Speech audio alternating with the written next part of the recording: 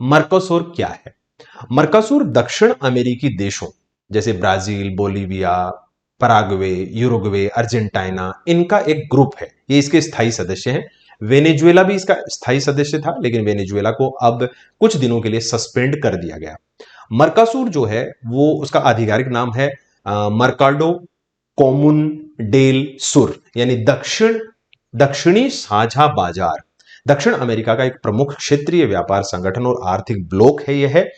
इसकी स्थापना 1991 में 1991 में असेंशियन की संधि यानी ट्रीटी ऑफ असेंशियन के माध्यम से हुई थी। तो ये असेंशियन जो संधि हुई थी उसके माध्यम से मर्कासूर के 1991 में 1991 में इसकी स्थापना हुई थी।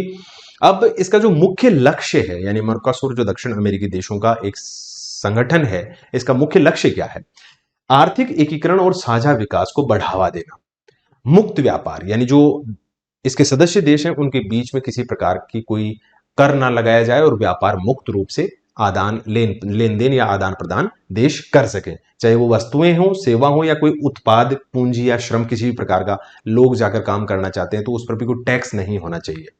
साझा बाहरी टैरिफ, यानी गैर सदस्य देशों के साथ व्यापार के लिए एक समान सीमा शुल्क अपनाना, यानी सदस्य देशों के अलावा बाहर के देश के साथ अगर कोई समझौता होता है, बातचीत होती है या कोई लेन देन होती है, आयात निर्यात होता है, तो सभी देश एक ही प्रकार का कर लगाएंगे ताकि आपस में किसी देश के साथ कोई भेदभाव ना हो। इसके अलावा नीतियों का समन्वय, यानी जो भी नीतियां बनेंगी आर्थिक, औद्योगिक और पर्यावरण से संबंधित, वो मिल बैठकर उसका एक प्रकार से हल निकालेंगे। इसके अलावा इस ब्लॉक के लोकतांत्रिक संस्थाओं यानी संस्थानों और मानवाधिकार का सम्मान किया जाएगा, उसको बनाए रखा जाएगा। यह भी मर्कासूर का एक मुख्य लक्ष्य है।